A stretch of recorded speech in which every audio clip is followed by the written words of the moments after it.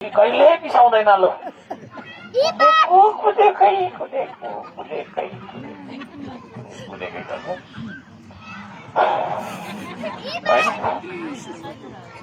कमिला क्या यत्रो सानो कमिलाले उसको जिउ कति मजाले पालेको होइन।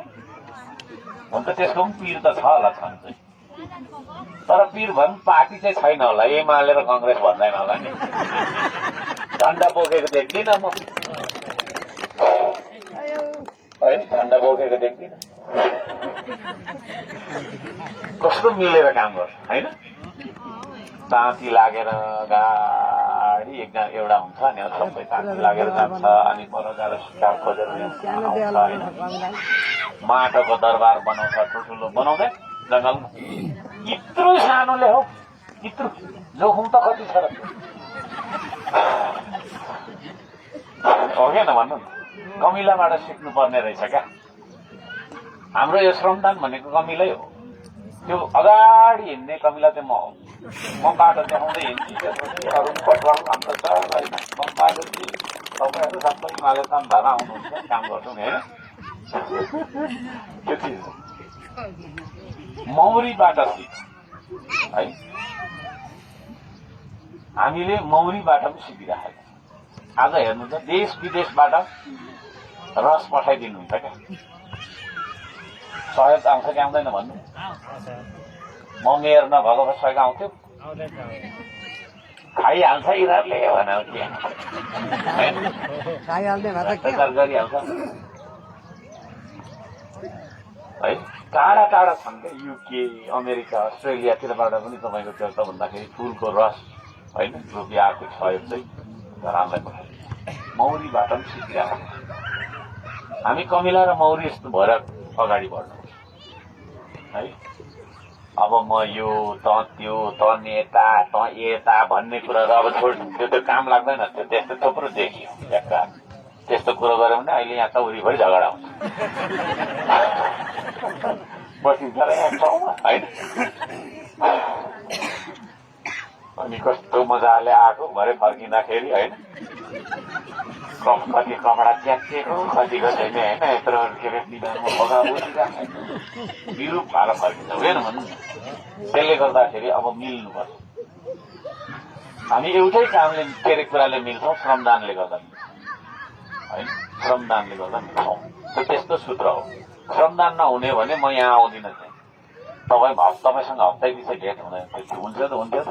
कहिले काहीँ आउँथेँ यसो उतै हो के अरे, मैले किनेको त होइन, तर मेरो गाडी त्यही हो। अर्को किन्थेँ नि, के छैन होइन, अर्को किन्थेँ अझै महँगो 5 करोड जतिको होइन, बोके भनिहाल्थेँ है। अनि कालो सिसा भएकोमा चाटसँग गोरे भाडा निस्किन्थेँ होइन। पेट पनि ढ्याक्क लाग्थ्यो है, हो कि न भन्नु। ठुल्ठुलो व्यापारीहरूसँग मात्रै मेरो सङ्गत हुन्थ्यो। किन आइरहने अब है, मेयर पद धरान सानो पद हो। अब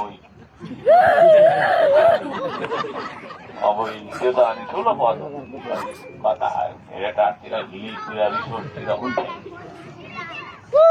तर मैले त्यो बाटो मैले सुनिनँ। त्यो बाटो म हिजो तपाईँसँगै थिएँ, तपाईँकै मुद्दा उठाएर हिँड्थेँ कि आज पनि तपाईँसँगै सुनि छैन। त्यो पाखामा झुन्डी हिँड्ने, कता करा हिँड्ने हो भनी हिँड्ने त मै होला कि को हो है। सुख दुःख तपाईँ हाम्रो जोडिएको छ होइन। यसरी मोज गर्न म त्यहाँ गएको होइन, तपाईँहरूको लागि दुःख गर्न गएको मान्छे। अब मैले मात्रै दुःख गरेर धरान बन्छ त? बन्छ भने एक्लै श्रमदान गर्छु, नआउनु कोही होइन। जति बनाउँछु बनाउँछ भन्दा एक्लै मैले गरेर बन्दैन, धरान बन्दैन, देश बन्दैन। त्यसले गर्दा हामी सबै जोडिनुपर्छ है। म तपाईँहरूको लागि दुःख गरिरहेको छु, तपाईँहरू मेरो लागि दुःख गरिराख्नु भएको छ, देशको लागि दुःख गरिराख्नु भएको छ। हामी सबै मिलेर दुःख गरिरहेको छौँ। त्यो दुःख गर्ने टिम नै हो यो, मैले जहाँसम्म बुझ्दा है। मलाई चाहिँ त्यस्तो लाग्छ। हाम्रो पुस्ताले दुःख गर्यो भने मात्रै हाम्रो यो नानीहरूले सुख पाउँछ क्या, होइन भन्नु न। हामीले त दुःखै पाउँछौँ, दुःख मात्रै हुन्छ, खालि चाहिँ नि होइन, दुःख मात्रै हुन्छ। तर हामीले दुःख गरिरह्यौँ भने हाम्रो आउँदो पुस्ताहरूले सुख पाउँछ नि त। त्यसले गर्दा दुःख गरौँ न होइन। त्यो चिज हो, त्यो भन्न पनि मैले चाहिँ नि अब पर्छ यहाँ। कुराहरू सुन्यौँ हामीले। यो सुनिसके पछाडि तपाईँ के भन्नुहुन्छ सर, यो उहाँले भन्नुभएको कुराहरूमा चाहिँ? यो कस्तो हुन्छ भने करोडौँमा एक भन्छ नि, ल्यान्डमार्क स्पिच भन्छ नि, हो त्यो भन्न सुहाउने खालको स्पिच भएदेखि।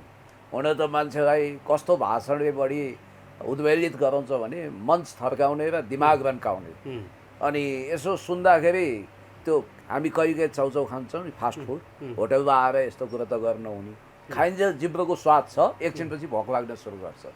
यी गगन थापा, ज्ञानबहादुर साई मोडलका यी अर्थ न व्यर्थ गोविन्द गाई, टाउको औषधि, नाइटोबलाई अर्थ न व्यर्थका बेअर्थका रङ्ग न ढङ्गका भाषण सुनेर जनताले व्यर्थमा आफ्नो समय वेस्टेज गरेका छन्। न त्यसमा कुनै फिलोसफी छ, न त्यसमा साइन्स छ, न जीवन उपयोगी दर्शन छ, न मोटिभेसन छ, केही पनि छैन। खालि राजनीतिक उद्देश्य अभिष्ट सिद्ध गर्ने वाहियात किसिमका गाली गलौज, हेट स्पिच बाहेक तपाईँले केही पनि सुन्नुभएको छैन। हेट स्पिच पपुलर भइरहेको बेला हर्क साम्पाङज्यूको समुद्र मन्थन गर्दा अमृत आए जस्तो अमृतमय बाणी जो सुनियो। हामी महानपर चाहिँ होइन, यो पार्टी र त्यो पार्टी भनेर जिन्दाबाद र मुर्दाबादको नारा लगाउँदै आउँछौँ। अनि मिलिरहेको एउटा फ्यामिली, मिलिरहेको एउटा समाज चाहिँ भरै तपाईँको कुटाकुट होइन, काटाकाटको अवस्था छ। तर त्यो कमिलामा चाहिँ राति दिन हुने रहेछ, कोही एमाले, कोही काङ्ग्रेस, कोही माओवादी। त्यहाँ पनि त्यस्तो हुने हो भने कमिला पनि त्यसरी कहाँ मिल्न सक्थ्यो होला र? त्यहाँ त म झन्डा देख्दिनँ कमिलाको त, सबैले मेहनत उस्तै तरिकाले गरिरहेका छन् भने चाहिँ हामी मान्छे चाहिँ किन स्वार्थी, किन जिन्दाबाद र मुर्दाबादको नारा लाउनु पर्ने, किन एमाले र काङ्ग्रेस बन्नुपर्ने, किन चाहिँ माओवादी बन्नुपर्ने, किन अन्य पार्टी बन्नुपर्ने भनेर त्यो पनि भन्नुभएको छ क्या। त्यो यथार्थ होइन र? त्यो लाइफ फिलोसफीको पनि क्रिम हो।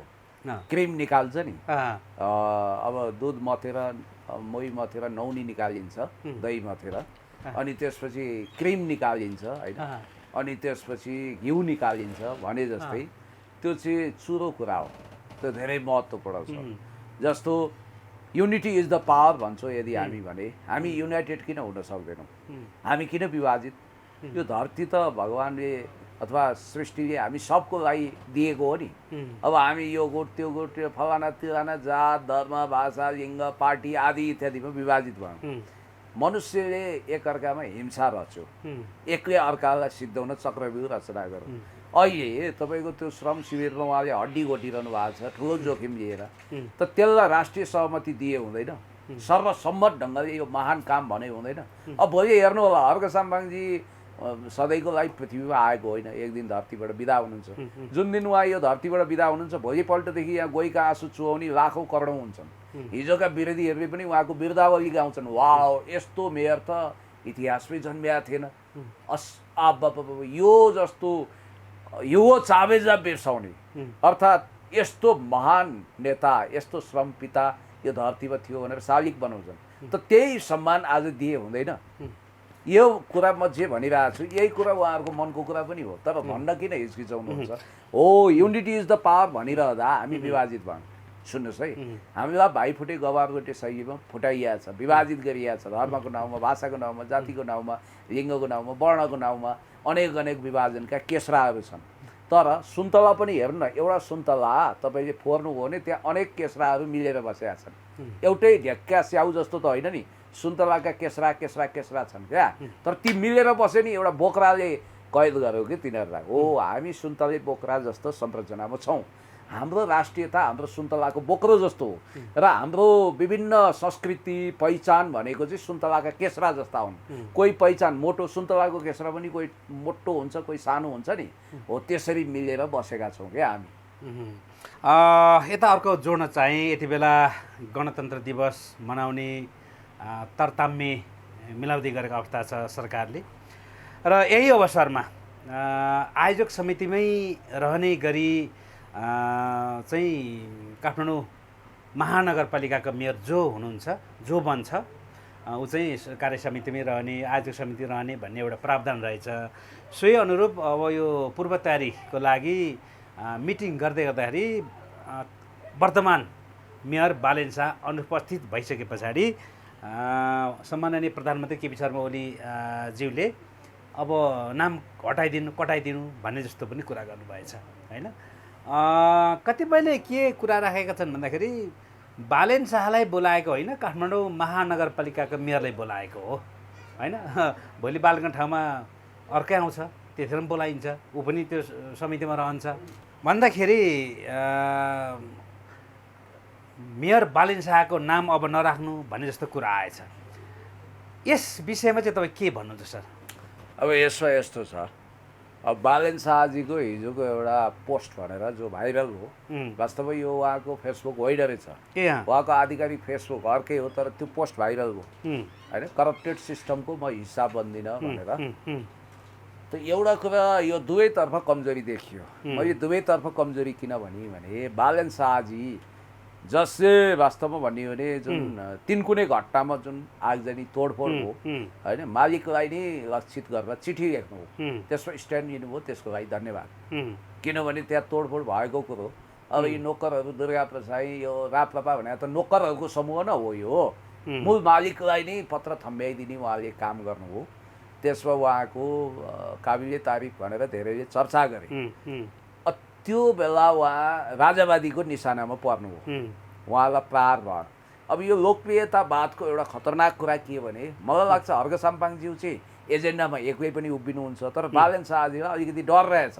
उहाँलाई लोक रिजाइ चाहिने रहेछ। उहाँले मिडिया ट्रायल गर्नु हो। अब मिडिया ट्रायलमा अब अतिवादी राजावादी भनौँदा यो मोदी र योगीका दानापानीमा हुर्किएका अतिवादीहरूले उहाँमाथि प्रहार गरेपछि उहाँ अलिकति पछाडि हटेको जस्तो मलाई लाग्यो। र परिणामस्वरूप यो ज्ञानबहादुर शाही और ज्ञानेन्द्र शाही र पशुपति शमशेर जस्ता पञ्चमण्डली क्लबका कुख्यात निखुर उत्पादनहरूसँग बसेर उहाँले चियापान गर्नु हो, जुन दृश्य हेर्दै पनि वास्तवमा अरुचिकर थियो। उहाँमा लोकतन्त्रप्रति निष्ठा र चट्टानी अडान हर्क साम्पाङज्यूको जति छ कि छैन भन्ने कुरोमा अहिले पनि मान्छेले बेनिफिट अफ डाउट लिन्छन्। अब एउटा कुरो, उहाँ लोकतन्त्रप्रति के प्रतिबद्ध हुनुहुन्छ? जनताको रगत आँसु पसिनाले आर्जिएको लोकतान्त्रिक गणतन्त्र यो सिस्टम वास्तवमा आफैमा खराब होइन, न त यो आफैमा राम राज्य हो। यसलाई अझ उन्नत बनाउनुपर्छ, समाजवादतिर लानुपर्छ, जनमुखी बनाउनुपर्छ भन्ने कुरोमा पो जानुपर्छ त। उहाँले घुमौरो तरिकाले यदि त्यो लोकतन्त्र दिवस गणतन्त्र दिवसको उपलक्ष्यमा जुन आयोजक समिति भन्छ त्यसमा बस्न नचाहनु भएको हो भने यो उहाँको केटाकेटीपन हो, यो उहाँको कमजोरी हो। व्यक्ति तपाईँलाई मन नपर्न सक्छ, तर सिस्टमको खराबी छैन। व्यक्तिले केही खराबी गर्यो होला, त्यसलाई रेक्टिफिकेसन गर्न सक्छ। पात्र गलत भयो होला, प्रवृत्तिलाई सुधारेर जानुपर्छ र त्यो लोकतन्त्रलाई प्रज्वलित बनाउने भूमिका भने अब तपाईँ हाम्रो हो, हर्क साम्पाङजीको हो, बालेन शाहजीको हो। उहाँहरू अगाडि बढ्नुपर्नेमा उहाँले सस्तो लोकप्रियताको लागि फेरि अर्को कार्ड फ्याँकेको हो कि? अनि तपाईँले सोह्रै आना ठिक भन्नुभयो। त्यो कमिटीले बालेन शाहज्यूलाई भन्दा ज्यादा काठमाडौँ महानगरपालिकाको प्रमुखलाई चिनेको र त्यो ढङ्गले त्यो पदेन समिति हो, एक प्रकारले उहाँको पद अनुसारको कमिटी हो। यति बेला हामीसँग हुनुहुन्छ युवा नेता पुण्य गौतम सर, यहाँलाई स्वागत छ। थ्याङ्क यू सो मच, धन्यवाद। भर्खरै हामीले धरानका मेयर हर्क साम्पाङले बोल्नुभएको केही मन्तव्य सुन्यौँ। यो झट्ट सुन्दा कता कता हाँस उठ्ने तर यो यथार्थ होइन कुराहरू सुन्यौँ हामीले। यो सुनिसके पछाडि तपाईँ के भन्नुहुन्छ सर? यो उहाँले भन्नुभएको कुराहरूमा चाहिँ यो कस्तो हुन्छ भने करोडौँमा एक भन्छ नि, ल्यान्डमार्क स्पिच भन्छ नि, हो त्यो भन्न सुहाउने खालको स्पिच भयो देखि। हुन त मान्छेलाई कस्तो भाषणले बढी उद्वेलित गराउँछ भने मञ्च थर्काउने र दिमाग रन्काउने। अनि यसो सुन्दाखेरि त्यो हामी कहिले चाउचाउ खान्छौँ नि फास्ट फुड, होटलमा आएर यस्तो कुरा त गर्न हुने, खाइन्छ, जिब्रोको स्वाद छ, एकछिनपछि भोक लाग्न सुरु गर्छ। यी गगन थापा, ज्ञानबहादुर शाही मोडलका यी अर्थ न व्यर्थ गोविन्द गाई, टाउको औषधि, नाइटोबलाई अर्थ न व्यर्थका बेअर्थका रङ्ग न ढङ्गका भाषण सुनेर जनताले व्यर्थमा आफ्नो समय वेस्टेज गरेका छन्। न त्यसमा कुनै फिलोसफी छ, न त्यसमा साइन्स छ, न जीवन उपयोगी दर्शन छ, न मोटिभेसन छ, केही पनि छैन। खालि राजनीतिक उद्देश्य अभिष्ट सिद्ध गर्ने वाहियात किसिमका गाली गलौज, हेट स्पिच बाहेक तपाईँले केही पनि सुन्नुभएको छैन। हेट स्पिच पपुलर भइरहेको बेला हर्क साम्पाङज्यूको समुद्र मन्थन गर्दा अमृत आए जस्तो अमृतमय वाणी जो सुनियो सायद उहाँले आफ्नो नयाँ पार्टी निर्माणको सिलसिलामा पब्लिक मास ग्यादरिङमा यो कुरा राखिरहनु भएको थियो। त्यहाँ पब्लिकहरू थिए, एक प्रकारको श्रमदानको बेला इन्टरेक्टिभ किसिमको, अर्थात् दोहोरो संवाद छ त्यहाँ। स्पिच के हुन्छ भने जस्तो टक र नेगोसिएसनमा फरक छ। नेगोसिएसन भने बाइल्याटरल मल्टिल्याटरल हुन्छ, दुई पक्ष बहुपक्ष। टक भनेको तपाईँको कतिपय नेगोसिएसन कम्युनिकेट हुँदैन, एकहोरो कुरा गरिन्छ, तर बाइल्याटरल नेगोसिएसन भयो भने दुई पक्षीय हुन्छ। उहाँले दुई पक्षीय वार्ता गरे जस्तो छ, जनतासँग त्यहाँ संवाद गरिरहनु भएको छ र श्रमको महत्त्व दर्शाइरहनु भएको छ र त्यो एकदमै राम्रो फिलोसोफिकल एस्पेक्टको मानव र जनावरको सामञ्जस्यताको विषयमा, खास गरी किडा मकौडा भनेर जसलाई हामी घृणा गर्छौँ तिनीहरूको महत्त्व कति छ, तिनीहरूको सिग्निफिकेन्स कति छ र त्यसबाट हामीले के सिक्ने। उहिले हामीले हेर हेर साथी हो कमिलाको ताती हो भनेर पढ्थ्यौँ नि, त्यस्तै गरी उहाँले कमिलाको उदाहरण दिनुभएको छ। कमिला त्यस्तो किसिमको सानो एउटा किट हो जसले प्रशस्त मेहनत गरेर आफ्नो जीवन निर्वाह गर्छ र उसले आफ्नो गुण बनाउँछ। मौरीको त कुरै छोडौँ, रानो मौरीलाई केन्द्र बनाएर कर्मी मौरीहरूले मह काट्छन्। उनीहरू फुलको रस चुस्नको लागि कैयौँ सयौँ किलोमिटर टाढा पनि जान सक्छन्, देश विदेशको पनि यात्रा गर्छन् भन्ने उदाहरण दिनुभएको छ। र हामी मान्छेहरूले हड्डीमा खियाल लगाउनु भएन, हामी चुपचाप बस्नु भएन, हामीले मेहनत गर्नु पर्यो। सङ्घर्ष हो जीवन, जीवन हो सङ्घर्ष टाइपले अगाडि बढ्नु पर्यो। मोज बस्ती रङ्गीन विलासी जीवनको कुनै अर्थै छैन भन्ने हिसाबमा अन्तिममा उहाँले के निष्कर्ष दिनुभएको छ भने म पनि एउटा स्थानीय सत्ताको प्रमुख हुँ, मेयर हुँ, मलाई पनि कालो गाडी चढ्न कुनै समस्या छैन, करोडौँको गाडीमा हुइकिन एसीवाला कोठामा बस्न होइन, एकदमै राम्रो विलासी जीवन बाँच्न पैसा कमाउन समस्या छैन। तर एउटा पुस्ताले सेक्रिफाइस नगरिकन अर्को पुस्ता लाभान्वित हुँदैन र त्यो सेक्रिफाइस गर्ने, त्याग गर्ने, तपस्या गर्ने, दुःख गर्ने, सङ्घर्ष गर्ने, श्रममा पसिना बगाउने, इन्फ्रास्ट्रक्चर निर्माण गर्ने, भ्रष्टाचार अन्त्य गर्ने, देशलाई विकास र समृद्धितर्फ लैजाने जेनेरेसनको प्रतिनिधित्व म गर्छु भन्ने आत्मविश्वास पनि उहाँले प्रकट गर्नुभएको छ। र के एउटा मैले हिजो एउटा आर्टिकल हेरेको थिएँ, कुनै बुजुर्गले लेखिरहनु भएको थियो, तल एकजना विद्वान महोदयले कमेन्ट गर्नुभएको छ, असली नार्सिसिस्ट त तपाईँ हो। असली आत्मश्लाघमा रमाएर आत्मप्रशंसा गरेर आफ्नो तारिफ आफै गरेर व्यर्थको समय तपाईँले आफ्नो आर्टिकलमा खेर फ्याँक्नु भएको छ। तपाईँले आफूलाई सोचिरहनु भएको छ हर्क साम्पाङज्यूको भर्सनामा मैले बडो नयाँ थ्योरी दिएँ भन्ने तपाईँले सोच्नु भएको छ, त्यही असली नार्सिसिस्ट प्रवृत्ति हो भन्नुभएको छ। हो, उहाँ महोदयले चाहिँ एउटा कुन चाहिँ अन्वाइन हो मैले त्यो बिर्सेँ, त्यो सेप पनि भएन, त्यो महोदय समथिङ के गुइटेल भन्ने हुनुहुन्छ। उहाँले के लेख्नु भएछ भने हर्क साम्पाङ चाहिँ अत्यन्तै आत्मप्रशंसामा रमाउने, आत्ममुग्धतामा रमाउने, आत्मश्लाघा रुचाउने, आत्मप्रशंसा रुचाउने, दुई थरी चरित्र भएको व्यक्ति हो आदि इत्यादि भन्नुभएको छ। तर अन्तिममा फेरि उहाँले के स्वीकार्नु भएको छ भने यतिको काम चाहिँ गर्न हत्तपत्त कसैले पनि सक्दैन भन्नुभएको छ। त्यो निष्कर्ष चाहिँ उहाँले दिनुभएको छ। र एकजना बडो राम्रो कमेन्ट गर्ने साथीले चाहिँ बडो बौद्धिक तरिकाले मेरै मनको भाषा उहाँले लेख्नु भएको छ, आज तपाईँ हर्क साम्पाङको आलोचना वा प्रशंसा गर्न सक्नुहुन्छ तर हर्क साम्पाङलाई अस्वीकार गर्न सक्नुहुन्न होइन। You can love Harka Sampang तर हेट पनि गर्न सक्नुहुन्छ, तर तपाईँले अस्वीकार इग्नोर गर्न सक्नुहुन्न। अब यहाँनिर मलाई ओशो रजनीशको एउटा भनाइ याद आयो। उहाँले के भन्नुभएको छ भने यो अहिले राजनीतिमा चोर लुच्चा लफङ्गाहरू हावी हुनुको कारण त्यो कुर्सीको भ्यालु महँगो गयो अरे क्या। त्यो कुर्सीलाई डिप्रिसिएसनमा लानुहोस्, त्यसको भ्यालु घटाइदिनुहोस्, त्यसलाई तुच्छ ठान्दिनुहोस्। ए बाबा, जब हर्क साम्पाङ जस्ता व्यक्तिहरू सत्तामा पुग्नुहुन्छ तब एउटा मानक एउटा भाष्य निर्माण हुन्छ। राजनीति गरेर त जोगी हुने रहेछ, पैसै नकमाइने रहेछ, अनि चोरहरू त आउँदैनन् नि राजनीतिमा। फटा लफङ्गा लुच्चा लुटेराहरूलाई त आकर्षण हुँदैन। अहिले कुर्सीप्रति घातक आकर्षण हुनु दुईवटा कारण छ, एउटा पावर जस्तो प्रहरी प्रशासन आदि इत्यादि हातमा हुन्छ भन्ने छ, अर्को पैसा त्योभन्दा चर्को। अब यो दुईटै कुराप्रति अनासक्त भएर त्यसलाई महत्त्व नदिने हर्क साम्पाङज्यू यदि देशको ड्राइभिङ सिटमा पुग्ने हो भने हर्क साम्पाङ वा उहाँ जस्तै मान्छे उठजोगी फड्काप जाला जता जाला उतै खाला भोग्न भकारी पिर सुर्ता देश विकास समृद्धि आदि इत्यादि बाहेक दायाँ माया लगाव नभएको भ्रष्टाचार विरुद्ध निर्मम भएको व्यक्ति जब सत्तामा पुग्नुहुन्छ नि, अनि के हुन्छ, साधु टाइपका इमान्दार देशभक्त कर्तव्यनिष्ठ संस्कृति प्रेमीहरूलाई चाहिँ राजनीति गरौँ लाग्छ, त्याग गरौँ लाग्छ। अनि जो मान्छे राजनीतिमा गएर दुई पैसा आर्जन हुँदैन त्यो घाटाको सौदा हो, यसमा फलिफाप हुँदैन, बेकार रहेछ भन्ने लाग्नेहरू पन्सिन्छन्। त्यसपछि एउटा मेरिट बन्छ। हो, मलाई लागेको कुरा के भने हर्क साम्बाङज्यूको शुभकामना र आशीर्वाद छ। छिटोभन्दा छिटो उहाँले नयाँ स्थापना गर्ने पार्टीको भ्रमण तयार भएको छ। त्यसको एउटा जन्म पनि होस् र त्यसले आकार पनि लियोस्, उहाँको सपना पनि साकार होस्। मैले यही भन्नुपर्छ। जस्तै उहाँले भन्नुभएको छ एउटा फिलोसफी जस्तो पनि कमिलाको उदाहरण अघि यहाँले पनि जोड्नुभयो होइन। साँच्चीकै तपाईँहरूले पनि त्यो अनुभव गर्ने कुरो हो र अनुभूति गर्ने कुरा हुन्। कमिला बिसाउँदैन कहिले पनि है, यता कुद्छ उता कुद्छ, कहिले के बोकिरहेको हुन्छ, कहिले के तानिरहेको हुन्छ होइन, कोही गइरहेको हुन्छ, कोही आइरहेको हुन्छ, कतिखेर सुत्छ। उहाँले यो हास्यास्पद तरिकाले तर यथार्थ कुरा भन्नुभएको छ। हामी पनि कमिला जस्तै गरौँ होइन। होइन, जस्तो कमिलालाई हेर्नुभयो भने तपाईँले हेर्नु भएको छ कहिले काहीँ कमिला? म हेर्छु, म निहालेर केही समय दिएर हेर्नु भएको छ एकदमै होइन। त्यो कोही गइरहेको हुन्छ, कोही आइरहेको हुन्छ, कोही केही तानिरहेको हुन्छ, आफूभन्दा बडो इमान कत्रो त डल्लाहरू कोही घचेटिरहेको हुन्छ, कोही तानिरहेको हुन्छ है।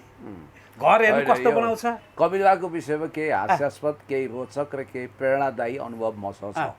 भयो यो कुरो कमिला सम्बन्धी सूर्यबहादुर थापाको एउटा अनुभवबाट म तपाईँलाई सुनाउँछु। एकचोटि क्याबिनेट बैठक बसेछ, सूर्यबहादुरको सुरुवालबाट एउटा चोर कमिलो छिरेछ र नचाहिने ठाउँमा गएर टोकेपछि अब राजा छन् त्यहाँ क्याबिनेटमा, अब त्यहाँ के गरौँ, भतभती पोल्यो भनेपछि उनी हत्त नपत्त बाथरुम टोयलेट गएछन्। उनले आफ्नो सर्कलमा भनेको कुरो। अनि कमिला विभिन्न किसिमको हुन्छ, घिउ कमिला हुन्छ, चोर कमिला हुन्छ होइन, अब विभिन्न कमिलाहरू हुन्छ। तर कमिलाको एउटा साझा विशेषता, जस्तो कमिलाको पौरख मैले हेर्ने मौका चाहिँ कतिखेर पाएँ भने कहिलेकाहीँ हामी भूमिगत सेल्टरमा बस्थ्यौँ, त्यतिखेर अब बाहिर जान पाइँदैन थियो। घन्टौँ एउटा कोठामा बस्दा किताब पत्रिका पनि हुँदैन थियो कहिलेकाहीँ त। त्यो विकट रिमोट ठाउँमा कहाँबाट किताब र पत्रिका हुन्छ। अनि यसो त्यहाँ अब साङ्लाको गतिविधि हेऱ्यो, कमिलाको गतिविधि हेऱ्यो होइन, अनि त्यस्तै भद्रगोल किसिमका कुराहरू हेरेर बस्यो। अब गर्ने के, बाहिर निस्क्यो, खराब ज्याप पार्छ, सुराकीहरू आएका छन्, कोठाभित्र टहलिन कमिलाको गतिविधि म हेर्थेँ। अर्को चाहिँ हिरासतमा, हिरासतमा तपाईँको दिन काट्ने मेलो भने त्यस्तै हेरेर हो। अब अहिलेको हिरासतमा चाहिँ धेरै मान्छे पनि हुन्छन्, के हुन्छ, हल्ला हुन्छ, यहाँ हुन्छ, त्यहाँ हुन्छ, पत्रिका पढ्न पनि पाइरहेको हुन्छ, गफ गर्न पाइन्छ, पुलिससँग पनि इन्ट्रेक्सन हुन्छ। तर द्वन्द्वकालीन हिरासतहरू भनेको नर्क जस्ता थियो, त्यो गोलघर जस्तो थियो। त्यसकारण त्यहाँ चाहिँ मैले कमिलाकै गतिविधि हेरेको छु। अनि कमिलाको एउटा कुरो चाहिँ तपाईँलाई अर्को उखान पनि छ, कमिलाको लागि मुतको पहिरो भन्छन् होइन, अलिक ठाडो भाषामा। हेर्नु त, यो धरतीमा कमिला जस्तो असुरक्षित जीव के होला, त्यसले कसैलाई नोक्सानी पुर्याउँदैन। नोक्सानी भने कहिलेकाहीँ उसको बाटोमा हिँड्नु पनि टोकिदिन्छ, त्यति नै हो। त्यो बाहेक केही पनि होइन होइन, आफै आएर केही पनि गर्दैन। त्यो कति सानो हुन्छ, त्यसलाई कति असुरक्षा छ भने तपाईँ कतै यहाँ एउटा कमिलो हिँडिरहेछ होइन, त्यसलाई तपाईँले अन्जानवश कुल्चिएर मारिदिन सक्नुहुन्छ।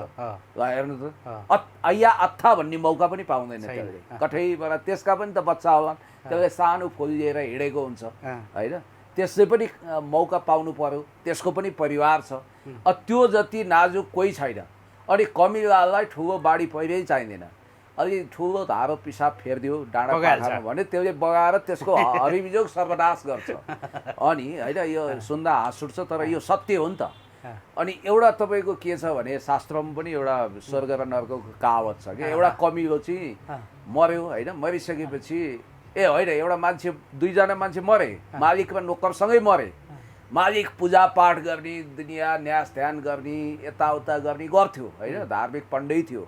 अनि त्यो नोकर चाहिँ बिचरा अब उसले के मौका पाउनु, पैसा थिएन, मठ मन्दिर जान पाउँदैन थियो। यसो कहिलेकाहीँ घुमेको बेला प्रभु माफ गर्नु होला, केही धर्म कर्म गर्न सकिएन भन्थ्यो। इनोसेन्ट थियो, उसको कर्म इनोसेन्ट थियो। अनि मालिकलाई नर्क खसालिदिइहाले। मालिकले सोध्यो, होइन ओहो प्रभु धर्मराज, मैले त जीवनमा यत्रा पुण्य गरेको छु, मैले त्यहाँ पनि कीर्तन लगाएँ, भजन लगाएँ, यो गरेँ त्यो गरेँ, राम नाम नित्य जपी, अब नारायण भन्या भरमा अजामिलले स्वर्ग पाए, मैले त यस्तो नारायण कति भनेपछि हेर तिम्रो कर्मले निर्धारण गर्छ। तिमी बाहिर पिताम्बर लगाएर जय शम्भु भन्ने ढोङ्गी हौ, तिमीले धेरै पाप गरेका छौ, तिमीले यो नोकर देखाएको छौ, यसको परिवारलाई बर्बाद बनायो तिमीले, यसको सन्तानले पढ्न पाएन, यसले राम्रो भविष्य पाएन, यसको तनखा तिमीले खाइदियो, यसलाई प्रशस्त पारिश्रमिक दिएनौ तिमीले चाहिने, त्यस कारण तिमी पापी अधम हौ, तिमीले राम नामी ओढ्यौ, तिमी नर्क जाऊ भनेर खसालिदिए। ऊ रुँदै गयो अनि ऊ थरथर काम्यो नोकर। अनि उसले जाँदा जाँदै मान्छेको स्वभाव के हुन्छ भने आफ्नोभन्दा अरूको चिन्ता हुन्छ। अनि प्रभु म त यता जाने भएँ, यो कहाँ जान्छ, यसले त केही धर्मै गरेका छैन, सँगै त होला भनेपछि धर्मराजले यसलाई स्वर्ग पठाइदियो भने अचम्म माने। जीवनमा यसले एउटै पनि पुण्य कर्म गरेका छैन, खालि मेरो घरमा नोकरी गर, न कुनै मठ मन्दिर गएको छ, न कुनै दान दातव्य भएको के रहेछ भने उसले त्यस्तै गरी पिसाब फेर्न लागेको ठाउँमा एउटा कमिलोको चिल्लीबिल्ली देखेछ। याद गर्नुहोस् है यो कुरा, गौर तरिकाले सुन्नुहोस्। अनि उसलाई दया आएछ, एउटा त्यो फुल बोकेर हिँडाएर रहेछ कि कमिलाले। अनि त्यो सिन्कामा हुन्छ नि सर, यसै गरी उनेर त्यसलाई किनारामा लगेर सुरक्षित गरिदिएछ, नत्र मर्ने रहेछ। अब पिसाबको धारो ठुलो थियो होला, घुटुटु त्यो दौडेर कहाँ आइपुग्थ्यो हो। त्यो कमिलोले मर्ने बेला, त्यसको आयु त 2-3 दिन होला कमिलाको, उसको पनि आत्मा छ नि, उसको आत्माले आशीर्वाद दिएर गएको रहेछ। मेरो परिवारसम्म यो मान्छेले पुग्ने मौका दियो, यसलाई स्वर्ग देऊ भनेर त्यो आधारमा गयो भन्ने चलन छ। अब मौरीको उदाहरण उहाँले दिनुभएको छ, कति मिठो छ। तपाईँलाई म भन्छु, मौरीको जस्तो दुःख कसैको छ? मौरीले आफ्नोलाई मह पारेको होइन, हेर्नु सबै त्यो हामीले खाइदिन्छौँ। उसको मह चाका कति उपयोगी छ। हनी भनेर बजारमा बेच्छन्, हुन त नक्कली मह पनि छ होइन, तर त्यो हनी के हो त? शुद्ध हनी भनेको चिनीको पाक त होइन। त्यो मौरीले कति मेहनत गरेर हाम्रो लागि बनाइदिए रस हो। हेर्नु, एउटा जनावरले आफ्नो जीवनै त्याग दिन्छ, जस्तो भेडाले उनको लागि आफूलाई त्याग गर्छ। अब बाख्रा पाठा यी जति पनि छन्, अब खसीहरू, उनीहरूले मासुको लागि मान्छेको निम्ति बलिदान गर्न धरतीमा आएका छन्। हामी चाहिँ अरूको लागि बाँचेको खोइ। हर्क साम्पाङज्यूले सोधेकै प्रश्न त्यही हो। यो देशमा राजनीतिको भ्यालु घटिया हो, किन आज नेताहरूको इज्जत छैन? बालेनजीको नक्कली पोस्ट भाइरल भइरहेछ यहाँ, असली पोस्टको त कुरै छोड्नुहोस्, तर हाम्रा बडे बडे नेताहरूको पोस्ट किन भाइरल हुँदैन? मान्छेले किन हेड गरिरहेछन्? किन पुस्तान्तरण हुँदैन? मान्छेले पाएको चिज पनि बाँडेर खान्छ। ऊ युवा नेता गगन थापा, सुन्नु न, हाम्रो राजनीतिक बरु यिनीहरूभन्दा त हाम्रो झुमा देवान बिहा गर्ने प्रदीप नेपाल धेरै सज्जन मान्छे। सायद अब लिम्बूको सङ्गति हो कि उहाँले त्याग गर्ने कुरा गर्नुभएको थियो, त्याग गरिदिनु भयो। 60 वर्षपछि राजनीतिमा हुनु भने हुनु भएन। ऊ गगन थापाले 50 वर्ष के अरे 55 के अरे 2084 पछि राजनीतिमा हुन्न भने होइन। अस्ति एउटा पत्रकारले सोध्यो, खोइ मैले भनेको छु र भन्नु। अब यस्तो अनैतिकता छ जम्मैतिर। त्यहाँभित्रको ती साना साना किस्साहरू म केलाउन लागिरहेको छु। तपाईँले ध्यान दिनु भएकै छ पक्कै पनि, त्यो अघि सुन्नु भएको थियो भिडियो होइन। त्यो सानो सानो किस्साहरू मलाई चाहिँ बडो रमाइलो लागिरहेको छ। त्यही विषयमा मात्रै केन्द्रित रहेर कुराकानी गर्न लागेको मैले। त्यहाँनिर भन्नुभएको छ क्या, जस्तै हामी महानब्बर चाहिँ होइन, यो पार्टी र त्यो पार्टी भनेर जिन्दाबाद र मुर्दाबादको नारा लगाउँदै आउँछौँ। अनि मिलिरहेको एउटा फ्यामिली, मिलिरहेको एउटा समाज चाहिँ भरै तपाईँको कुटाकुट होइन, काटाकाटको अवस्था छ। तर त्यो कमिलामा चाहिँ राति दिन हुने रहेछ। कोही एमाले, कोही काङ्ग्रेस, कोही माओवादी। त्यहाँ पनि त्यस्तो हुने हो भने कमिला पनि त्यसरी कहाँ मिल्न सक्थ्यो होला र? त्यहाँ त म झन्डा देख्दिनँ कमिलाको त। सबैले मेहनत उस्तै तरिकाले गरिरहेका छन् भने चाहिँ हामी मान्छे चाहिँ किन स्वार्थी? किन जिन्दाबाद र मुर्दाबादको नारा लाउनु पर्ने? किन एमाले र काङ्ग्रेस बन्नुपर्ने? किन चाहिँ माओवादी बन्नुपर्ने? किन अन्य पार्टी बन्नुपर्ने भनेर त्यो पनि भन्नुभएको छ क्या। त्यो यथार्थ होइन र? त्यो लाइफ फिलोसफीको पनि क्रिम हो। क्रिम निकाल्छ नि, अब दुध मथेर, मोही मथेर नौनी निकालिन्छ, दही मथेर, अनि त्यसपछि क्रिम निकालिन्छ होइन, अनि त्यसपछि घिउ निकालिन्छ भने जस्तै त्यो चाहिँ चुरो कुरा हो। त्यो धेरै महत्त्वपूर्ण छ। जस्तो युनिटी इज द पावर भन्छौँ यदि हामी भने, हामी युनाइटेड किन हुन सक्दैनौँ? हामी किन विभाजित? यो धरती त भगवान्ले अथवा सृष्टिले हामी सबको लागि दिएको हो नि। अब हामी यो गुट त्यो गुट, त्यो फलाना तिलाना, जात धर्म भाषा लिङ्ग पार्टी आदि इत्यादिमा विभाजित भयौँ।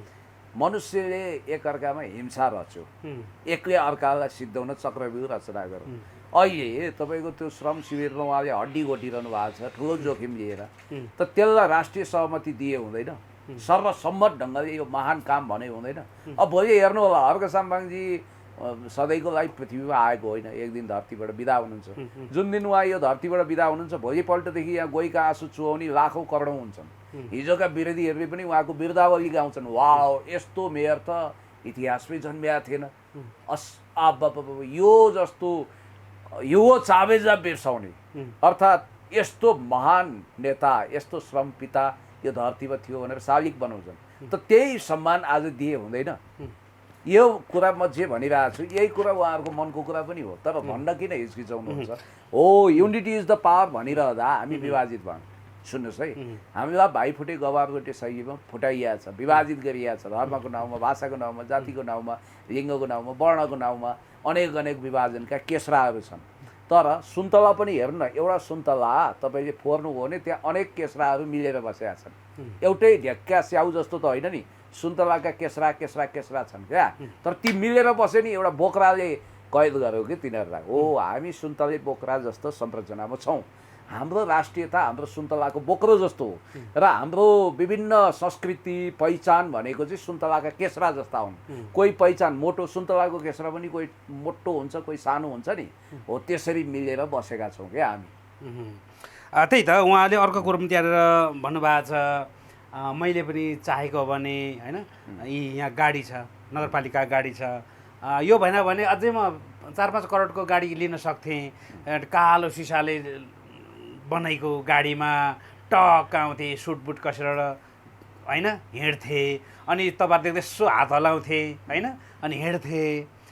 ठुला ठुला व्यापारी बिजनेसम्यानहरूसँग मात्रै सङ्गत गर्थे, किन तपाईँसँग बोलिराख्नु पर्थ्यो र? आखिर म मेयर भइसकेका थिएँ होइन, व्यापारीहरूसँग बोल्थेँ, ऊ के मिलाउँथे होला भन्नुभएको छ क्या। त्यहाँ पनि उहिले मैले एउटा विष्णुप्रभात भन्ने एकजना साहित्यकारको कविता पढाएको थिएँ क्या। सम्भ्रान्तहरूको जीवन देख्दा एउटा गाउँले सोझो स्कुलले कलेजमा भर्खर आएको, स्कुल जीवन पार गरेर आएको ठिटो काठमाडौँमा आउँछ र ऊ कलेज पढ्न आउँछ। एकदम त्यहाँ चाहिँ घरानाका मान्छेहरू हुन्छन्। ऊ टपर थियो, सायद अमृत क्याम्पस आयो, अमृत साइन्स क्याम्पस त्यतिखेरको सबैको ड्रिम प्रोजेक्ट, बोर्ड फर्स्टहरू पनि त्यहीँ पढ्थे साइन्स। अनि उनले त्यो जब देखे त्यसपछि उनले लेखेका छन् क्या, तिमी हाई हिल टक टक, म लाटो गोज्याङ्रो पक पक, यस्तै केही लेख्नु भएको छ क्या। भनाइको मतलब के छ भने आफूलाई रइस देखाउने, एलिट देखाउने, ठुलो बडो देखाउने, अभिजात्य देखाउने, सुटेड बुटेड, अब फ्रेन्च अत्तर दलेर चट्ट पार्लर गएर कपाल पनि जुरीको पार्लरमा बनाएर होइन हिरो ह्यान्डसम बनेर युवा उमेरको मान्छे, कालो चस्मा 20 लाख के अरे दुर्गा प्रसादले भन्छन् नि कति लाखको चस्मा भनेर, हो त्यस्तो गरेर वरिपरि गाडीका काफिला होइन, 5 जना अगाडि 5 जना पछाडि गाडी लगाउनु उहाँले किन सक्नुहुन्न? ऊ त्यो रिगल ढकाल भन्ने एउटा गुन्डा नाइकेले 50वटा गाडी लिएर हिँड्थ्यो अगाडि पछाडि। चक्रेर दिपक मनाङ्गेको वरिपरि गाडी हुन्छ भने उहाँ त जनताको नेता हो नि, उहाँलाई साथ दिन जति पनि आउँथ्यो, तर केही छैन, तुजुक बुजुक छैन, तडक भडक छैन, कुनै त्यस खालको कसैलाई पेलबाल जेलजाल गर्नु छैन। उहाँले अस्ति बितेर जानुभयो नि, देश र जनतालाई धनी बनाएर आफू गरिब भएर बिते। उरुग्वेका पूर्व राष्ट्रपति जोसेफ मुजिका भन्ने न्युज आयो नि, त्यहाँ जोसेफ मुजिकालाई पनि सत्तामा टिक्न दिएनन् नि त पुरा कार्यकाल। उहाँले धेरै जङ्गी सुधार गर्नुभएको थियो। यहाँ मात्रै सतीको शराब छ नभन्नुहोस्। यो कर्पोरेट क्यापिटलिजम यति निर्दयी छ कि यसले सज्जन मान्छेलाई बलि चढाउँछ, सुलीमा हाल्छ, इमान्दार मान्छेको बलिदान खोज्छ र गलत मान्छेहरू यसमा हाबी हुन्छन्। हो हाम्रो यो सिस्टममै चेन्ज ल्याउनु पर्यो, जरैदेखि चेन्ज ल्याउनु पर्यो, जनावरबाट सिक्नु पर्यो, मौरीबाट सिक्नु पर्यो, कमिलाबाट सिक्नु पर्यो। झन्डावाल झन्डा र डन्डाको रफू चक्करमा जानु भएन, लुटतन्त्र चलाउनु भएन, लोकतन्त्र स्थापित गर्नु पर्यो, समाजवादी प्रणालीलाई अगाडि बढाउनु पर्यो भनेर एजेन्डा वाइज ढङ्गले उहाँ कुनै भिजन बिना अगाडि बढ्नु भएको छैन है। उहाँले जनताबाट निर्वाचित प्रत्यक्ष कार्यकारी प्रमुख बन्नुपर्छ भन्ने एजेन्डा सोह्रै आना ठिक अगाडि सार्नु भएको छ। उहाँले अर्को कुरो के भन्नुभएको छ भन्दाखेरि जो चाहिँ आफू चिन्ते स्वार्थी छ उसैको पार्टीको नाम समाजवादी अरे भनेर पनि भन्नुभएको छ क्या। सही हो। त्यो के छ भने तपाईँको यो उहिले विश्वज्योति हल थियो क्या, अहिले पनि छ त्यो हलको साउको बाउको नाम चाहिँ गरिबनाथ सराफ थियो क्या। अब गरिबनाथ हुन्छ जो मान्छे त्यो बेलाको करोडपति छ होइन, अब जसको आँखै छैन त्यसको नाम नेत्र प्रसाद होइन, अब जो ज्ञानै छैन त्यसको नाम ज्ञानबहादुर भने जस्तै, अब तपाईँको जो चाहिँ धन छैन धनबहादुर भने जस्तो होइन, त्यस्तो अवस्था हो। त्यसैले अब उहाँले जे भन्नुभयो त्यो कुरामा मेरो सहमति छ। यता अर्को जोड्न चाहेँ, यति बेला गणतन्त्र दिवस मनाउने तरताम्य मिलाउँदै गरेको अवस्था छ सरकारले। र यही अवसरमा आयोजक समितिमै रहने गरी चाहिँ काठमाडौँ महानगरपालिकाको मेयर जो हुनुहुन्छ, जो बन्छ ऊ चाहिँ कार्य समितिमै रहने, आयोजक समिति रहने भन्ने एउटा प्रावधान रहेछ। सोही अनुरूप अब यो पूर्व तयारीको लागि मिटिङ गर्दै गर्दाखेरि वर्तमान मेयर बालेन शाह अनुपस्थित भइसके पछाडि सम्माननीय प्रधानमन्त्री केपी शर्मा ओली ज्यूले अब नाम कटाइदिनु भन्ने जस्तो पनि कुरा गर्नुभएछ होइन। कतिपयले के कुरा राखेका छन् भन्दाखेरि बालेन शाहलाई बोलाएको होइन, काठमाडौँ महानगरपालिकाको मेयरलाई बोलाएको हो होइन। भोलि बालको ठाउँमा अर्कै आउँछ, त्यतिखेर पनि बोलाइन्छ, ऊ पनि त्यो समितिमा रहन्छ भन्दाखेरि मेयर बालेन शाहको नाम अब नराख्नु भन्ने जस्तो कुरा आएछ। यस विषयमा चाहिँ तपाईँ के भन्नुहुन्छ सर? अब यसमा यस्तो छ, अब बालेन शाहजीको हिजोको एउटा पोस्ट भनेर जो भाइरल हो, वास्तवमा यो उहाँको फेसबुक होइन रहेछ, उहाँको आधिकारिक फेसबुक अर्कै हो, तर त्यो पोस्ट भाइरल हो होइन। करप्टेड सिस्टमको म हिस्सा बन्दिनँ भनेर। त एउटा कुरा यो दुवैतर्फ कमजोरी देखियो। म यो दुवैतर्फ कमजोरी किन भने बालेन शाहजी जसले वास्तवमा भन्यो भने जुन तिनकुने घटनामा जुन आगजनी तोडफोड हो होइन, मालिकलाई नै लक्षित गरेर चिठी लेख्नु हो, त्यसमा स्ट्यान्ड लिनुभयो, त्यसको लागि धन्यवाद।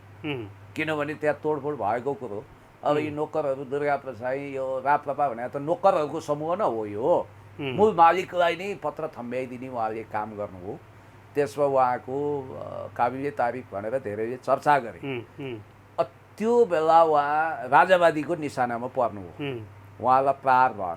अब यो लोकप्रियतावादको एउटा खतरनाक कुरा के भने मलाई लाग्छ हर्क साम्पाङज्यू चाहिँ एजेन्डामा एक्लै पनि उभिनुहुन्छ, तर बालेन शाहजीलाई अलिकति डर रहेछ। उहाँलाई लोक रिजाइ चाहिने रहेछ। उहाँले मिडिया ट्रायल गर्नु हो।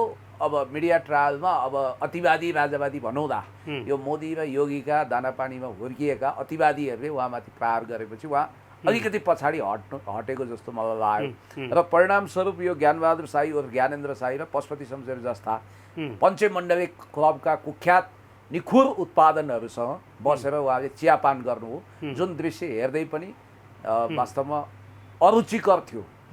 उहाँमा लोकतन्त्रप्रति निष्ठा र चट्टानी अडान हर्क साम्पाङज्यूको जति छ कि छैन भन्ने कुरोमा अहिले पनि मान्छेले बेनिफिट अफ डाउट लिन्छन्। अब एउटा कुरो, उहाँ लोकतन्त्रप्रति के प्रतिबद्ध हुनुहुन्छ? जनताको रगत आँसु पसिनाले आर्जिएको लोकतान्त्रिक गणतन्त्र यो सिस्टम वास्तवमा आफैमा खराब होइन, न त यो आफैमा रामराज्य हो। यसलाई अझ उन्नत बनाउनुपर्छ, समाजवादतिर लानुपर्छ, जनमुखी बनाउनुपर्छ भन्ने कुरोमा पो जानुपर्छ त। उहाँले घुमौरो तरिकाले यदि त्यो लोकतन्त्र दिवस गणतन्त्र दिवसको उपलक्ष्यमा जुन आयोजक समिति भन्छ त्यसमा बस्न नचाहनु भएको हो भने यो उहाँको केटाकेटीपन हो, यो उहाँको कमजोरी हो। व्यक्ति तपाईँलाई मन नपर्न सक्छ, तर सिस्टमको खराबी छैन। व्यक्तिले केही खराबी गर्यो होला, त्यसलाई रेक्टिफिकेसन गर्न सक्छ। पात्र गलत भयो भने प्रवृत्तिलाई सुधारेर जानुपर्छ र त्यो लोकतन्त्रलाई प्रज्वलित बनाउने भूमिका भने अब तपाईँ हाम्रो हो, हर्क साम्पाङजीको हो, बालेन शाहजीको हो, उहाँहरू अगाडि बढ्नुपर्नेमा उहाँले सस्तो लोकप्रियताको लागि फेरि अर्को कार्ड फ्याँकेको हो कि? अनि तपाईँले सोरै आना ठिक भन्नु हो। त्यो कमिटीले बालेन शाहज्यूलाई भन्दा ज्यादा काठमाडौँ महानगरपालिकाको प्रमुखलाई चिनेको हो र त्यो ढङ्गले त्यो पदेन समिति हो, एक प्रकारले उहाँको पद अनुसारको कमिटी हो। मलाई लाग्छ यदि त्यो ठाउँमा हर्क साम्पाङज्यू चयन हुनुभयो भए उहाँले हाँसी खुसी राजी हुनुहुन्थ्यो उहाँ, किनभने उहाँमा राजनीतिक परिपक्वता देख्छु क्या। तपाईँलाई व्यक्ति मन नपर्न सक्छ, म तपाईँसँग असहमत हुन सक्छु, तर तपाईँको वैचारिक स्वतन्त्रताको सम्मानको निम्ति अगाडि बढ्छु भन्ने कुरो नि प्रमुख हो। के उहाँलाई लोकतन्त्रप्रति वितृष्णा छ, विरक्ति छ? त्यो होइन भने उहाँले जुन ढङ्गले एउटा सरकारले डिक्लेयर गरेको छ त्यो कमिटीमा नबस्नुको कारण के हो त? बस्न अरुचि देखाउनुको कारण के उहाँ फेरि ती सण्डमुसुण्ड 64 योगिनीहरूलाई रिजाउन चाहनुहुन्छ, उनीहरूको मन जित्न चाहनुहुन्छ? यदि यस्तो हो भने यो विडम्बना हो। अब प्रधानमन्त्री सामान्य प्रधानमन्त्रीज्यूले यदि त्यो भनेको हो भने यहाँ पनि हामीले सोच्नुपर्छ, किनभने अब उहाँले विज्ञप्ति जारी गर्नुभयो भएन, के छ त्यसको सत्यापन पुष्टि नगरी हतार त्यसमा नराख्नु भन्नु पनि भएन, किनभने त्यो त नगरपालिका महानगरपालिकाको मेयरको पद हो त्यो, र त्यो पदले पदेन हैसियत राखेको हो त्यो कमिटीमा। त्यो ठाउँमा तपाईँ भए पनि म भए पनि जो भए पनि बस्नुपर्छ भन्ने मान्यता लिनुपर्छ। र राजनीतिक हिसाबले अझै पनि बालेनजीमा अलिक कच्चापन छ कि जस्तो लाग्छ। अपरिपक्वता। केही समय अगाडि काठमाडौँ महानगरपालिकाकै उपमेयर सुनिता डङ्गोलले स्टन गरेर देश बन्दैन, स्टन गरेर देश बन्छ भनेर जनमासमा एउटा प्रश्न गरेकी थिइन्। पछाडि धरानका मेयर हर्क सम्पाङले जवाब दिनुभयो होइन। अनि स्टन भनेको चाहिँ जोखिम मल्ने काम, खतरा काम होइन भन्नुभयो, यो ड्रामा होइन। त्यस कारणले स्टन बहादुरले गर्छ, सक्नेले गर्छ, हिम्मत हुनेले गर्छ, तर ड्रामा चाहिँ डरछेरुवाले गर्छ, डरपोकले गर्छ, हिम्मत नभएकोले गर्छ भन्नुभएको छ। साँच्चै भन्दा पनि हामीले फिल्ममा पनि स्टन शब्द फिल्मबाटै अलिक चर्चित भएको हो। फिल्ममा पनि तपाईँ हिरोले गर्न सक्ने अर्कै एउटा डमी जस्तो एउटा मान्छे, अर्कै मान्छे खडा गरेर स्टन गराइन्छ होइन। बाइक उडाउनु, भिरबाट हाम फाल्नु होइन, ओल्लो घरदेखि पल्लो घर फाल्नु, यस्तै यस्तै स्टन। अनि होइन आगोले जल्दै गरेको फाल्नु, शरीरमा आगो लाउनु, यो त स्टन गरिन्छ नि। यो चाहिँ जो हिरोले गर्न सक्दैन, हिरोले आँट हुँदैन, उसले सक्षम छैन भने स्टन गर्ने व्यक्ति ल्याइन्छ र गरिन्छ। अनि यो दुईको भनाइलाई कसरी बुझ्नुहुन्छ तपाईँ? हो, यो स्टन्ट भन्ने शब्दलाई एकदमै सस्तो र नकारात्मक बनाइयो। स्टन्ट भन्ने शब्द जहाँबाट सुरु हो होइन, त्यसको उत्पत्ति व्युत्पत्तिमा जानुपर्ने हो। हामीले हावातालमा स्टन्ट भन्नाले नराम्रो हो यो भन्ने बुझ्यौँ। जस्तो स्टन्टम्यान भनेर इन्डियामा अथवा हलिउड बलिउड संसारभरिको मुभीमा, नेपालमा पनि स्टन्टम्यानहरू हुन्छ होइन। त्यो भनेको चाहिँ के भने तपाईँले ठिकै भन्नुभयो। जस्तो उदाहरण देऊ न, अजय देवगन र वीरू देवगन। वीरू देवगन भने अजय देवगनको बुवा, उहाँ मसहुर फाइट डाइरेक्टर, उहाँ स्टन्टबाज पनि हो, स्टन्टम्यान पनि हो। उहाँले तपाईँले भने जस्तो घरका तलाहरूबाट कुद्ने, जीवनको जोखिम मोलेर कामहरू गर्ने, निकै उप्रति पनि स्टन्टम्यान बनेर इन्डियामा काम गरे हुन् नि पहिला।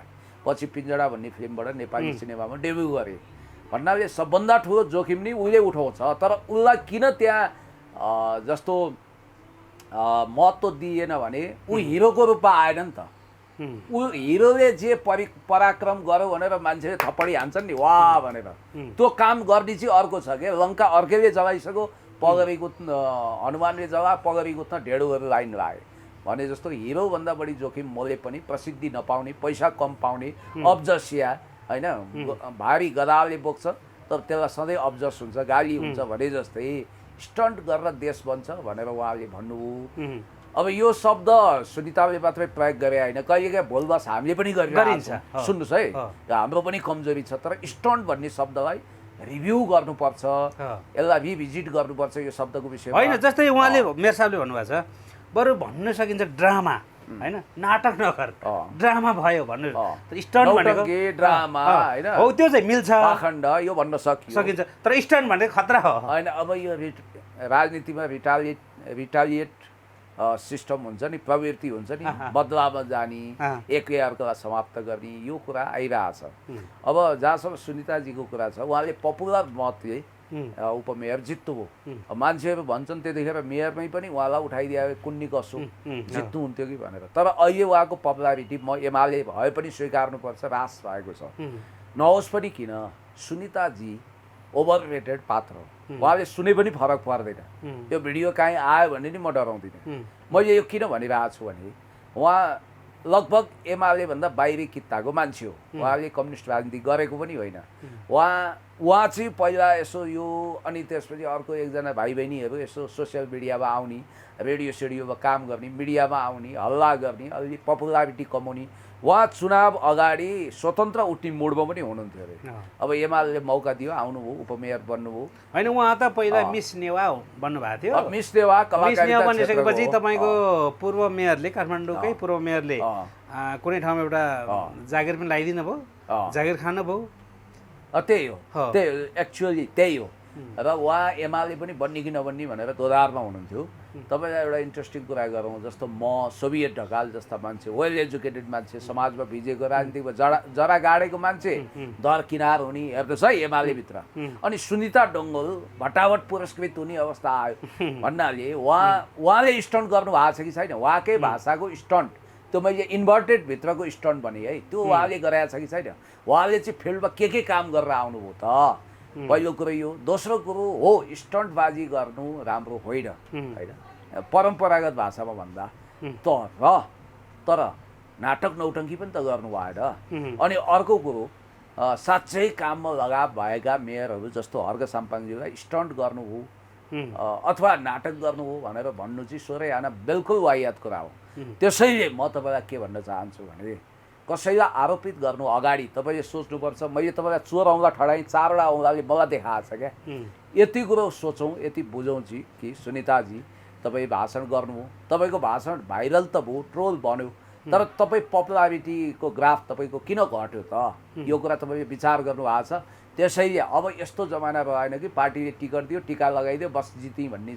समय छैन अब तपाईँ जनतामा कति भेज्नु भएको छ खास गरी अझ भन्ने भने काठमाडौँ अथवा देशका मुख्य सिटीहरूमा अब जनताले मसिनोसँग हेर्छन् होला कहिलेकाहीँ पात्र छनौटमा गलत गर्लान् के गर्लान् तर यहाँ बौद्धिक मान्छेहरू छन् सुझबुझयुक्त मान्छेहरू छन् कुरा बुझ्छन् र उनीहरूले मतदान गर्छन् भन्ने कुरा नबोलौँ हो विवेकको मतदानलाई रोक्न सकिँदैन पहिला थियो पार्टीले जसलाई टिका लगाइदियो त्यसले जित्ने लगभग कन्फर्म हुन्थ्यो दुईटा पार्टीमा त्यही एक कि त काङ्ग्रेसको कि एमालेको जित्यो तर अब मान्छेलाई छनौटको स्वतन्त्रता भएको हुनाले मान्छेले उसको काम हेर्ने भए उसको व्यक्तित्व हेर्ने भए कृतित्व हेर्ने भए इमान्दारिता हेर्ने भए पर्फर्मेन्स हेर्ने भए उसको डेडिकेसन हेर्ने भए यी सब कुराको आधारमै हर्क साम्पाङज्यू मेरिट लिस्टमा परेर धरानमा आउनुभयो यहाँ बालेनजीले जित्नु हो कुरा त्यो हो हुन्छ सर यहाँले आफ्नो समय दिनुभयो आफ्नो विचार राखिदिनु भयो मेयर हर्क साम्पाङको ती भनाइहरूलाई ती किस्सामा यहाँले ब्रिफिङ गर्नुभयो होइन विश्लेषण पनि भनिन्छ नेपालीमा अङ्ग्रेजीमा ब्रिफिङ गर्नुभयो यहाँले होइन यहाँलाई धेरै धेरै धन्यवाद अन्तिममा जाँदै केही छ कि सर यस्तो हुन्छ कसैलाई पनि राजनीतिमा अन्डर एस्टिमेट गर्नु हुँदैन खिसिटिउरी गर्नु हुँदैन रावणले यो त एउटा मामुली बाँदर हो यसले के गर्ला भनेर छोडेको बाँदर रूपी हनुमानले लङ्कामा आगो लगाइदियो र सुनको लङ्का भस्म खरानी गर्थ्यो आज हर्क साम्पाङज्यूलाई तपाईँहरू ट्रोल बनाइरहनु भएको छ खिसी गरिरहनु भएको छ होच्याइरहनु भएको छ तर एउटा कुरा याद राख्नुहोस् उहाँ ग्रेजुएट हो उहाँ आफ्नो फिल्डमा दक्ष हुनुहुन्छ जनताको मनमा भिज्नु भएको छ उहाँले काम गर्नुभएको छ इमान्दारिता देखाउनु भएको छ यी कुरा उहाँका विरोधीले समेत भित्रभित्रै मन पराएका छन् राजनीतिको सबभन्दा महत्त्वपूर्ण कुरा के भने लिप सर्भिस भन्छ क्या मुखले ठिक्क पार्छन् नि ओहो हजुर नमस्कार है टक्राए मन्त्रीज्यू सलाम है ओहो हजुर तपाईँकै चर्चा गर्दै थियौँ हामी तपाईँ त एकदम महान व्यक्तित्व हुनुहुन्छ तपाईँको वर्णन गरेर 1000 जिम्मा भएका शेषनागले सक्दैनन् भन्छन् चिया पनि खुवाउँछन् नास्ता पनि गराउँछन् हिँड्ने बित्तिकै कुरा काट्छन् र अब यसलाई जिताउनु हुँदैन भनेर छलफल गर्छन् तर हर्क साम्पाङज्यू अगाडि जानु भने तितो पोख्छन् होइन मेयर साहब तपाईँले यो के गरेको यहाँ पनि भन्छन् तर प्रेम पनि उत्तिकै गर्छन् र भोट हाल्छन् समय यस्तो आएको छ जहाँ तपाईँलाई जसले अनावश्यक प्रशंसा गर्यो सम्झिनुहोस् त्यो तपाईँको विरोधी हो त्यो मलुवा भाषामा तारिफ गर्नु भनेको त्यो विश्वड्डु खुवाउनु हो क्या अब जसले क्रिटिकल कुरो गर्छ त्यसले भित्र माया पनि गरिरहेको हुन्छ र हर्क साम्पाङज्यूको उदय भइसकेको छ यो कुरालाई रोक्न नखोज्नुहोस् उहाँ एउटा पावरको रूपमा आउँदै हुनुहुन्छ उहाँलाई काम गर्ने मौका दिनुहोस् बस प्रतिस्पर्धामा विश्वास गरौँ यदि उहाँले दल बनाएर भोलि हामीलाई टप्नु हो भने नि हामीले के दुखेसो गर्नु जनताले मतदान गरेका हुन् भन्नु पऱ्यो अब एउटा हर्क साम्पाङज्यू बालेन शाह सबै मिलेर देशलाई कता लैदिनु पऱ्यो भने त्यसमा हाम्रो पनि थप्पडी बज्रेछ र हाम्रो पनि साथ सहयोग हुनेछ यो देशमा स्थिर सरकार दिनु छ भने नयाँ भ्लादिमिर पुटिन चाहियो नयाँ सी जिनपिङ चाहियो त्यसको लागि ढुक्कै छ 5 वर्ष सिंहदरबारको ड्राइभिङ सिटमा बस्ने हामीलाई शासक चाहियो त्यसको लागि जनताबाट प्रत्यक्ष निर्वाचित कार्यकारी प्रमुखको व्यवस्था हुनु पर्यो त्यो एजेन्डामा जानु पर्यो मौलिकता अपनाउनु पर्यो हाम्रो भाषा हाम्रो धर्म हाम्रो संस्कृति हाम्रो भेष हाम्रो भाषा हाम्रो भूगोल यसलाई माया गर्नु पर्यो यसलाई समृद्ध बनाउनु पर्यो धन्यवाद